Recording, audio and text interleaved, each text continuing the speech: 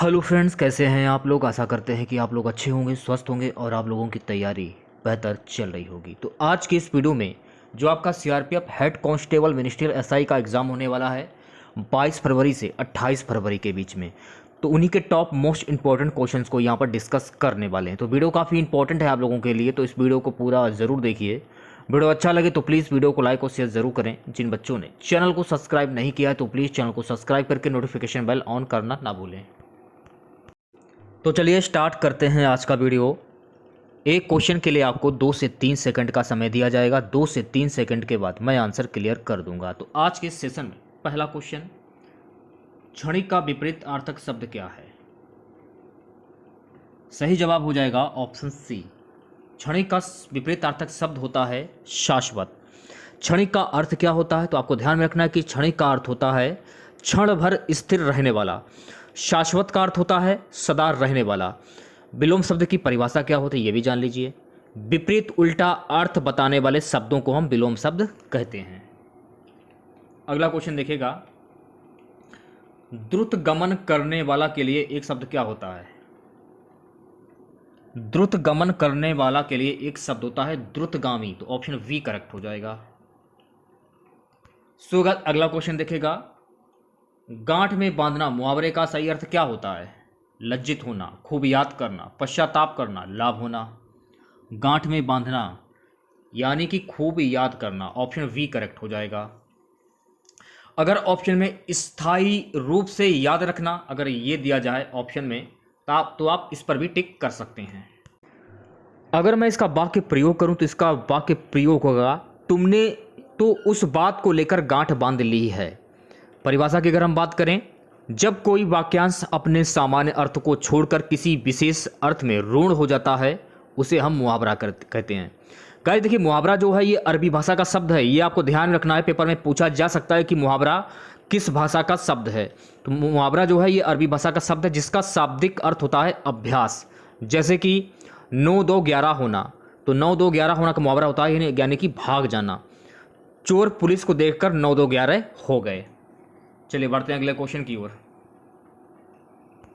अगला क्वेश्चन है गाइस कि 4 दिन की चांदनी मुहावरे का सही अर्थ क्या होगा। खूब प्रकाशित होना, थोड़े दिन का सुख, खत्म होना, बेफिक्र रहना। बी ऑप्शन करेक्ट हो जाएगा। 4 दिन की चांदनी मुहावरे का सही अर्थ होगा थोड़े दिन का सुख। नेक्स्ट क्वेश्चन, हिंदी साहित्य में छंद शास्त्र की दृष्टि से पहली कृति कौन सी है। छंदमाला, छंद सागर, छंद विचार, छंदोड़क पिंगल। सही जवाब हो जाएगा ऑप्शन ए। हिंदी साहित्य में छंद शास्त्र की दृष्टि से पहली कृति है छंदमाला। ये आपको ध्यान में रखना है। अगला क्वेश्चन देखिएगा, मुंह तोड़ शब्द में कौन सा समास है।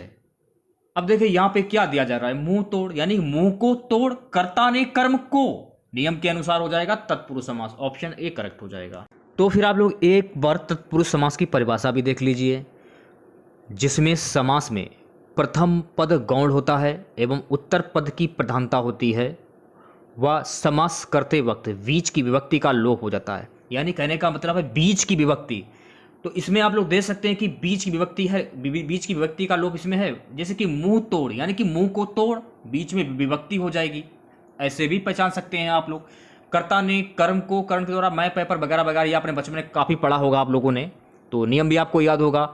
अगर आप नियम याद करना चाहें तो नियम भी याद कर सकते हैं। फिलहाल आप नियम मत याद करिए, तो बीच में जो विभक्ति होती है उसका गौर कीजिए, आपके समझ में आ जाएगा कि यहाँ पर कौन सा समास होगा। तो यहाँ पर हो जाएगा तत्पुरुष समास। ठीक है।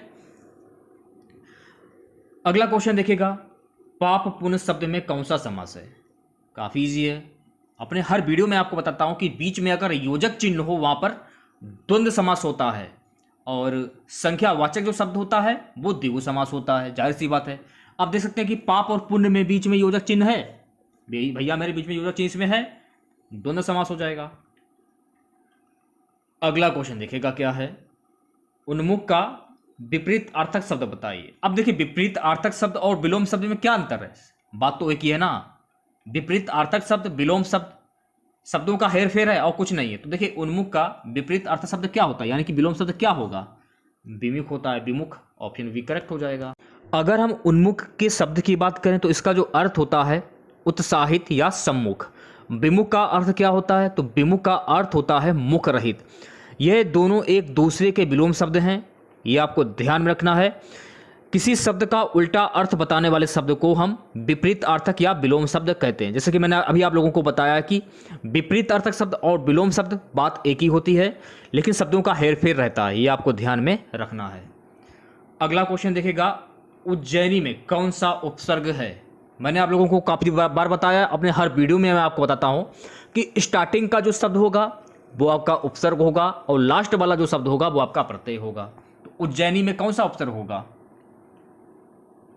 उत्धन जैनी, उत टी ऑप्शन करेक्ट हो जाएगा, ये आपको ध्यान में रखना है, ठीक है। तो एक बार आप लोग उपसर्ग की परिभाषा भी देख लीजिए। जब कोई शब्दांश किसी भी मूल शब्द के आगे जुड़ता है और उसके अर्थ में पूरी तरीके से परिवर्तन ला देता है तो उसे हम उपसर्ग कहते हैं, ये आपको ध्यान में रखना है। प्रत्यय की अगर मैं बात करूं, जब कोई शब्दांश किसी भी शब्द मूल शब्द के अंत में जुड़कर, मैंने आप लोगों को बताया था लास्ट वाला शब्द यानी कि अंत वाला शब्द में जुड़कर उसके अर्थ में पूरी तरीके से परिवर्तित कर देता है तो उसे हम प्रत्यय कहते हैं, ये भी आपको ध्यान रखें। तो प्रत्यय का अर्थ क्या होता है? प्रत्यय शब्द में अंत में होता है, उपसर्ग शब्द प्रारंभ में होता है। बस आपको इतनी चीजें याद रखनी है। नेक्स्ट क्वेश्चन देखिएगा, दुर्जन में कौन सा उपसर्ग है? तो भाई मेरे दुर्जन में कौन सा उपसर्ग होगा? तो जाहिर सी बात है दुर्जन में उपसर्ग हो जाएगा दुर, सी ऑप्शन करेक्ट हो जाएगा। अगला क्वेश्चन देखेगा, दुर्योधन में कौन सा उपसर्ग होगा? चूज कीजिए आंसर और कमेंट बॉक्स में आंसर बताइएगा। दुर्योधन, दुर, ये ऑप्शन करेक्ट हो जाएगा। अगला क्वेश्चन देखेगा, तृष्णा में कौन सी संधि है? स्वर संधि, विसर्ग संधि, व्यंजन संधि या इनमें से कोई नहीं। अब देखिए, जब आप इन्हें तोड़ेंगे, तोड़ने के बाद क्या रहेगा? तो ये आप हलंत जैसा, तृष्य धन अन, ये आप हलंत जैसा देख रहे हैं ना, इसी से आप पहचान सकते हैं कि इसमें व्यंजन संधि होगी। तोड़ने के बाद आपको पता चल जाएगा कि यहां पर व्यंजन संधि है, सी ऑप्शन करेक्ट हो जाएगा। चलिए बढ़ते हैं अगले क्वेश्चन की ओर। सदाचार में कौन सी संधि है? इसमें भी देखिए, जब आप इसे तोड़ते हैं तो सत्य धन आचार होगा ना, सत्य धन आचार, तो देखिए हलंत दिख रहा है आपको, तो यहां पर हो जाएगी व्यंजन संधि, तो ऑप्शन ए करेक्ट हो जाएगा। अगला क्वेश्चन देखिएगा, किस समास में दोनों पद मिलकर एक नया अर्थ प्रकट करते हैं? बहुप्रिय, द्वंद्व, कर्मधारय, तत्पुरुष। ए ऑप्शन करेक्ट हो जाएगा, बहुप्रिय समास। और मैंने आप लोगों को काफी बार बताया है, ज़्यादा दिमाग लगाने की जरूरत नहीं है। जिस वाक्य में किसी प्रसिद्ध व्यक्ति या भगवान के नाम आ जाए तो वहां पर बहुप्रिय समास होता है, बस आपको यह ध्यान में रखना है, ठीक है। नियम भी याद करने की कोई जरूरत नहीं है, थोड़ा सा दिमाग लगाइए, आपके समझ में आ जाएगा। जैसे कि दशानन जो है ये भगवान नहीं है, ये एक प्रसिद्ध व्यक्ति है, तो 10 आनन है जिनके, यानी कि रावण। जैसे कि मान लीजिए नीलाकंठ है जिनका, भगवान शिव, बहुप्रिय समास हो जाएगा। तो इस प्रकार से पहचान सकते हैं आप लोग। कुछ महत्वपूर्ण फैक्ट है उन्हें भी जान लीजिए। पदों की प्रधानता के आधार पर समास का जो वर्गीकरण होता है उन्हें जान लीजिए। जैसे कि पूर्व पद प्रधान अब वैभव समास में होता है, उत्तर पद प्रधान तत्पुरुष कर्मधार द्विगु में होता है, दोनों पद प्रधान द्वंद्व में होता है, दोनों पद अप्रधान बहुप्रिय तीसरा पद प्रधान होता है। ये सारी चीजें जो उन्हें आपको ध्यान में रखनी है, जो कि आपकी परीक्षा की दृष्टि से काफी इंपॉर्टेंट है। अगला क्वेश्चन देखेगा, सुगत अगला क्वेश्चन है कि दूध का दूध, पानी का अर्थ क्या होता है? गलत न्याय, सही न्याय, दूध में पानी मिला होना, रिश्वत देना। तो सही जवाब हो जाएगा ऑप्शन वी, यानी कि सही न्याय। अगर ऑप्शन में दिया जाए उचित निर्णय करना, इस पर भी आप टिक कर सकते हैं। अब देखिए, इसमें आप लोग एक चीज देख रहे होंगे, इसमें क्या पूछा जा रहा है कि दूध का दूध, पानी का अर्थ क्या होता है? तो देखिए ये एक मुहावरा है, इसमें अर्थ दे दिया गया ना, तो ये मुहावरा होता है। दूध का दूध, पानी का मुहावरा क्या होगा? सही न्याय या उचित निर्णय करना। तो मुहावरा का शाब्दिक अर्थ अभ्यास होता है। मुहावरा शब्द अरबी भाषा का शब्द है। हिंदी में ऐसे वाक्यांशों को मुहावरा कहा जाता है जो अपने साधारण अर्थ को छोड़कर विशेष अर्थ को प्रकट करते हैं। ये आपको ध्यान में रखना है, ठीक है। चलिए बढ़ते हैं अगले क्वेश्चन की ओर। ठाड़े हैं ना द्रुम डार गहे, धनु कांधे धरे कर सायक लो, उपरोक्त पंक्तियों में कौन सा छंद है? सवैया, बरवे, सोरठा, उल्लाला। सही जवाब हो जाएगा, यहां पर हो जाएगा सवैया। कोई पत्ता नवल तरु का पीत जो हो रहा हो, तो प्यारे के दृग युगल के सामने ला उसे ही। धीरे धीरे संभल रखना और उन्हें यो बताना, पीला होना प्रबल दुख से प्रसिता सा हमारा उपरोक्त पंक्तियों में कौन सा अलंकार है। तो यहाँ हो जाएगा मंदक्रांता अलंकार, तो बी ऑप्शन करेक्ट हो जाएगा। अगला क्वेश्चन देखेगा। अगला क्वेश्चन क्या है, शुद्ध वर्तनी किस शब्द की ठीक है, यह बताना है। इनमें से आपको शुद्ध वर्तनी चुननी है। तो शुद्ध वर्तनी शुद्ध हो जाएगी कौतूहल, सी ऑप्शन करेक्ट हो जाएगा। अगला क्वेश्चन देखेगा, मानक हिंदी में पश्चिमी हिंदी की किन ध्वनियों का लोप हो गया है। मानक हिंदी में पश्चिमी हिंदी की किन ध्वनियों का लोप हो गया है। ए ऑप्शन करेक्ट हो जाएगा द्वित्व। अब देखिए इसमें या दिया गया ना, तो द्वित्व इस प्रकार से लिखा जाएगा, ना कि इस प्रकार से लिखा जाएगा। ऑप्शन में द्वित्व दिया जाएगा, वा से वट, ये आपको ध्यान रखना है। थोड़ा सा इसमें मिस्टेक है इसमें ऑप्शन में, ये आपको ध्यान में रखना है, ठीक है। सही वर्तनी वाला शब्द चुनिए। तो इनमें से आपको सही वर्तनी वाला शब्द चुनना है, तो इनमें से किसकी वर्तनी सही होगी। ए ऑप्शन करेक्ट हो जाएगा, ये आपको ध्यान में रखना है। अगला क्वेश्चन देखेगा, हिंदी की उपभाषाओं की संख्या कितनी होती है। 8, 13, 7, 5। हिंदी में उपभाषाओं की संख्या कुल 5 होती है, यह आपको ध्यान में रखना है। नेक्स्ट क्वेश्चन देखिएगा, अधीर का पर्यायवाची क्या होगा। अधीर का पर्यायवाची शब्द क्या होता है। तो देखिए अधीर का पर्यायवाची शब्द होता है व्यर्घ, सी ऑप्शन करेक्ट हो जाएगा। और भी अधीर के पर्यायवाची शब्द होते हैं, जैसे कि आतुर हो गया, धैर्यहीन हो गया, बेकरार हो गया और उतावला होगा। ये जो पर्यायवाची शब्द हैं ये अधीर के पर्यायवाची शब्द होते हैं। अगला क्वेश्चन, अनार का पर्यायवाची शब्द क्या होगा। अनार का पर्यायवाची शब्द होगा दाड़िम, बी ऑप्शन करेक्ट हो जाएगा। अब देखिए अनार के पर्यायवाची शब्द होते हैं बेदाना, दंतबीज, दाड़िम, कैथ, कृतकार्य, बेर, सफल, सुफल इत्यादि। अगला क्वेश्चन देखेगा, उत्कृष्ट का विलोम शब्द क्या होता है। सो गाइस उत्कृष्ट का विलोम शब्द होता है निकृष्ट, सी ऑप्शन करेक्ट हो जाएगा। गुण युक्त किस समास का उदाहरण है। कर्णधार, तत्पुरुष, द्विगु, द्वंद्व।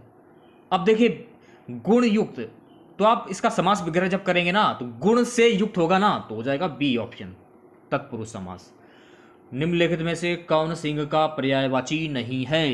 सिंह का पर्यायवाची शब्द नहीं है, डी ऑप्शन करेक्ट हो जाएगा। दड़ित, तड़ित जो है, तड़ित ये सिंह का पर्यायवाची शब्द नहीं है, ये आपको ध्यान रखना है। सिंह के पर्यायवाची शब्द होते हैं शेर, वनराज, मृगराज, व्याघ्र, पंचमुख, केसरी, केहरी, महावीर, शार्दूल, केशी, मृगेंद्र। ये जो पर्यायवाची शब्द हैं ये सिंह के पर्यायवाची शब्द होते हैं, लेकिन तड़ित जो है ये सिंह का पर्यायवाची शब्द नहीं है। अगला क्वेश्चन देखेगा, निम्नलिखित में से महादेव का पर्यायवाची शब्द है। तो महादेव का पर्यायवाची शब्द होता है ऑप्शन सी करेक्ट हो जाएगा। महादेव के पर्यायवाची शब्द होते हैं शंभु, पशुपति, शिव, ईश, महेश्वर, शंकर, चंद्रशेखर, भव, भूतेश, गिरीश, हर, त्रिलोचन। ये सभी शब्द जो हैं महादेव के पर्यायवाची शब्द होते हैं। अगला क्वेश्चन देखेगा, शब्दन्वय का सही संधि विच्छेद क्या होगा। शम, धन, अनुधन, अय, सी ऑप्शन करेक्ट हो जाएगा। दे सकते हैं आप, छोटा उ प्लस आ बराबर हो जाएगा वा, यहाँ हो जाएगी यण संधि। सोगात अगला क्वेश्चन देखेगा। अगला क्वेश्चन क्या है कि चिड़िया आकाश में उड़ रही हैं, वाक्य में उड़ क्रिया किस प्रकार का है। सकर्मक, अकर्मक, यौगिक, संयोजक। बी ऑप्शन करेक्ट हो जाएगा, यहाँ हो जाएगा अकर्मक क्रिया। अकर्मक क्रिया की परिभाषा जान लीजिए, क्रिया का वह रूप जिसमें क्रिया द्वारा होने वाला व्यापार का फल कर्म पर ना पड़कर कर्ता पर पड़ता है, उसे हम अकर्मक क्रिया कहते हैं। अकर्मक का अर्थ कर्म रहित होता है, अर्थात जिस वाक्य में अकर्मक क्रिया होगी उस वाक्य में कर्म अनुपस्थित होगा। अकर्मक क्रिया में कर्म का प्रयोग किए बिना ही वाक्य का पूर्ण भाव स्पष्ट हो जाता है, ये आपको ध्यान में रखना है। अगला क्वेश्चन देखिएगा, प्रतिदिन किस समास का उदाहरण है।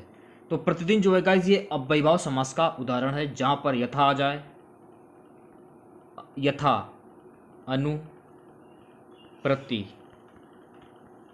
बड़ा आ, भर, उद, हर। जहाँ पर ये शब्द आ जाए तो वहाँ पर अव्ययीभाव समास हो जाता है। यथा, अनु, प्रति, आभर। अब देखिए इसमें प्रतिदिन दे रहा है तो जाहिर सी बात है प्रति आ रहा है तो इसमें अव्ययीभाव समास हो जाएगा। ये शब्द याद कर लीजिए, अव्ययीभाव पहचान लेंगे आप लोग आराम से। अगला क्वेश्चन देखिएगा, मेरे पांचों लड़के शहर में पढ़ते हैं। इस वाक्य में पांचों कौन सा विशेषण है? पांचों कौन सा विशेषण है? जाहिर सी बात है मेरे पांचों लड़के यानी कि संख्यावाचक विशेषण हो जाएगा, तो बी ऑप्शन करेक्ट हो जाएगा। अच्छा ये बताइएगा आप लोग कि संख्यावाचक विशेषण किन्हें कहते हैं? जिन संज्ञा और सर्वनाम शब्दों से प्राणी, व्यक्ति, वस्तु की संख्या की विशेषता का पता चले उसे हम संख्यावाचक विशेषण कहते हैं। जैसे कि 1, 2, द्वितीय, दुगना, चौगुना, पाँचों, 10, अनेक, कई, 4, कुछ, 7, 5, 3, 20, तीसरा, तृतीय इत्यादि। ये आपको ध्यान रखना है, ठीक है। अगला क्वेश्चन देखिएगा, तुम्हारे घर में कौन है? इस वाक्य में किस कारक का परामर्श प्रयुक्त है? संबंध, अधिकरण, करण, संप्रदान। डी ऑप्शन करेक्ट हो जाएगा, इसमें हो जाएगा संप्रदान।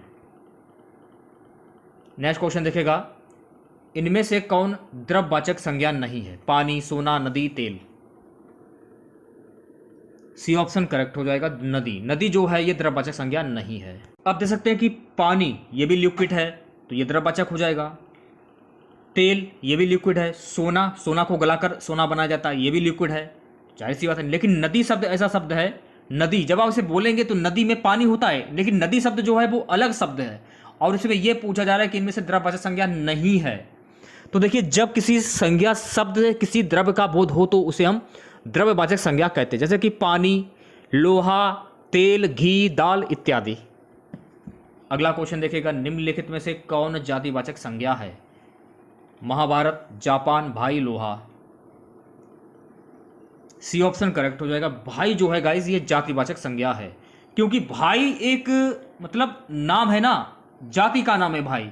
लेकिन महाभारत, जापान, लोहा ये नहीं होंगे ना, ये नाम नहीं है। लेकिन भाई शब्द जो है ये जातिवाचक संज्ञा का उदाहरण हो जाता है, क्योंकि ये मनुष्य है। देखिएगा जिस शब्द से किसी प्राणी या वस्तु की समस्त जाति का बोध होता है उन शब्दों को हम जातिवाचक संज्ञा कहते हैं, जैसे कि घोड़ा, फूल, मनुष्य, वृक्ष इत्यादि। सो गाइस अगला क्वेश्चन देखिएगा, अगला क्वेश्चन है, निम्न में से कौन शब्द तत्सम नहीं है?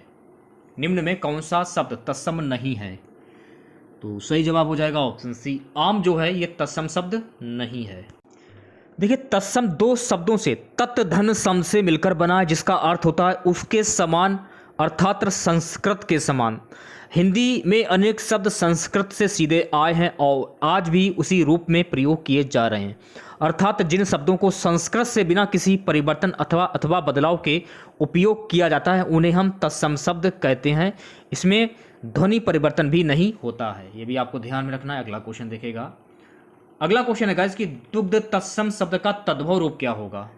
तो दुग्ध तत्सम शब्द का तद्भव रूप होता है ऑप्शन बी यानी कि दूध। अगला क्वेश्चन, निम्न में से किस शब्द में शुद्ध मात्रा प्रयुक्त हुई है? सी ऑप्शन करेक्ट हो जाएगा, रेणु। अगला क्वेश्चन, जो भाषा देश की जनता की जागृति से जुड़कर व्यापकता ग्रहण करती है वह है? बी ऑप्शन करेक्ट हो जाएगा, वह है राष्ट्रभाषा। ये आपको ध्यान में रखना है। नेक्स्ट क्वेश्चन देखेगा, अगला क्वेश्चन है गाइस कि आस्तिक का विलोम शब्द क्या होगा? मैंने आपको बताया था कि विपरीतार्थक शब्द और विलोम शब्द बात एक ही होती है। तो आस्तिक का विपरीतार्थक शब्द क्या होगा? सी ऑप्शन करेक्ट हो जाएगा। तो आस्तिक का विलोम शब्द होता है नास्तिक।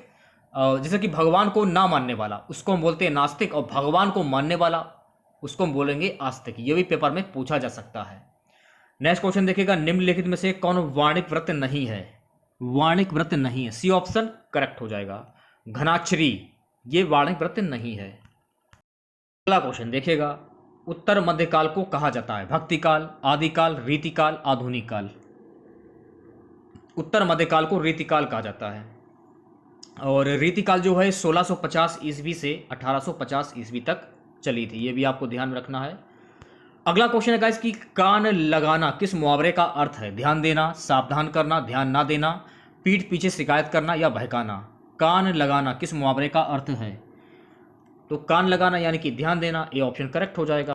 अच्छा ये बताइएगा कि मुहावरे का शाब्दिक अर्थ क्या होता है? ये पेपर में पूछा जा सकता है। तो मुहावरे का शाब्दिक अर्थ होता है अभ्यास, मुहावरा शब्द जो है ये अरबी भाषा का शब्द है। अभी जस्ट मैंने आप थोड़ी देर पहले मैंने आप लोगों को बताया कि मुहावरा शब्द जो है ये अरबी भाषा का शब्द है, क्योंकि पेपर में पूछा जा सकता है कि मुहावरा शब्द कौन सी भाषा का शब्द है, तो आपको ध्यान रखना है कि ये अरबी भाषा का शब्द है।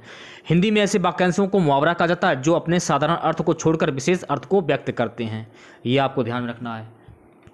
नेक्स्ट क्वेश्चन देखिएगा, निम्न में से कौन सा शब्द शुद्ध है? तो सही जवाब हो जाएगा ऑप्शन ए।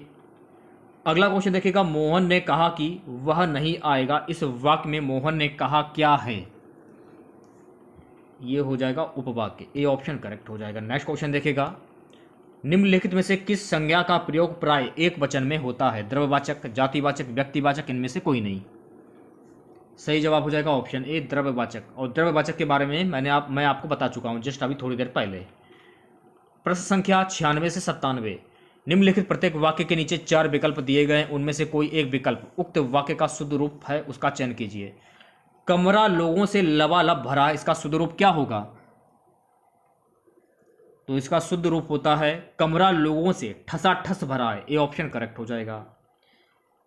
अगला क्वेश्चन देखेगा, मेरा काला बकरी मीठा दूध देती है, इसका शुद्ध रूप क्या होगा? तो इसका शुद्ध रूप हो जाएगा मेरी काली बकरी मीठा दूध देती है, तो बी ऑप्शन करेक्ट हो जाएगा। अगला क्वेश्चन है कि जयशंकर प्रसाद की कामायनी किस वर्ष प्रकाशित हुई? वर्ष 1924, वर्ष 1930, वर्ष 1936, वर्ष 1950। सी ऑप्शन करेक्ट हो जाएगा, वर्ष 1936 में प्रकाशित हुई। महत्वपूर्ण फैक्ट जान लीजिए, कामायनी हिंदी भाषा का एक महाकाव्य है, इसके रचयिता जयशंकर प्रसाद हैं। ये आधुनिक छायावादी योग का सर्वोत्तम और प्रतिनिधि हिंदी महाकाव्य है। जयशंकर प्रसाद जी की यह अंतिम काव्य रचना 1936 में प्रकाशित हुई, परंतु इसका प्रणयन प्राय 7 से 8 वर्ष पूर्व ही प्रारंभ हो गया था। चिंता से प्रारंभ कर आनंद तक 15 सर्गों के इस महाकाव्य में मानव मन की विविध अंतर्वृत्तियों का क्रमिक उन्मूलन इस कौशल से किया गया है कि मानव सृष्टि के आदि से जीवन के मनोवैज्ञानिक और सांस्कृतिक विकास का इतिहास भी स्पष्ट हो जाता है। अगला क्वेश्चन, वीणा किस कवि कवयित्री का काव्य संग्रह है? सुमित्रा नंदन Pant, Suryakant Tripathi Nirala, Mahadevi Verma, Jaishankar Prasad. A option correct हो जाएगा, सुमित्रा नंदन पंत। आज का हमारा सबसे लास्ट क्वेश्चन रहेगा कि देशभक्ति शब्द में कौन सा समास होगा? कर्म तत्पुरुष, करण तत्पुरुष, संप्रदान तत्पुरुष, अधिकरण तत्पुरुष।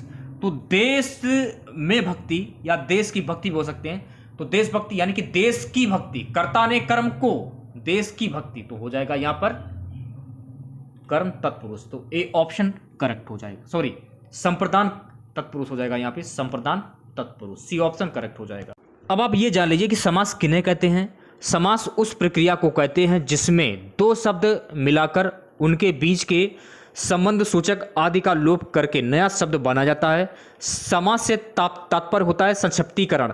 समास के माध्यम से कम शब्दों से अधिक अर्थ प्रकट किया जाता है, जैसे कि राजा का पुत्र, राजपुत्र समास के 6 प्रकार हैं। तो तत्पुरुष समास मैं बात कर रहा हूँ तत्पुरुष समास की, जिस समास में उत्तर पद प्रधान हो तथा समास करने के उपरांत विभक्ति कारण चिन्ह का लोप हो, उसे हम तत्पुरुष समास कहते हैं। जैसे कि धर्म ग्रंथ, तो धर्म का ग्रंथ हो जाएगा। तुलसीदास द्वारा कृत, तुलसीदास कृत, तो तुलसीदास द्वारा कृत, तो ये जो है ये तत्पुरुष समास के उदाहरण हो जाते हैं। तो छोटा सा वीडियो था आप लोगों के लिए। वीडियो अच्छा लगा हो तो प्लीज़ वीडियो को लाइक और शेयर जरूर करें। और जो भी नए बच्चे हैं, जिन बच्चों ने चैनल को सब्सक्राइब नहीं किया, तो प्लीज़ चैनल को सब्सक्राइब करके नोटिफिकेशन बेल ऑन करना ना भूलें। तो मिलते हैं नेक्स्ट वीडियो के साथ। जय हिंद, जय भारत।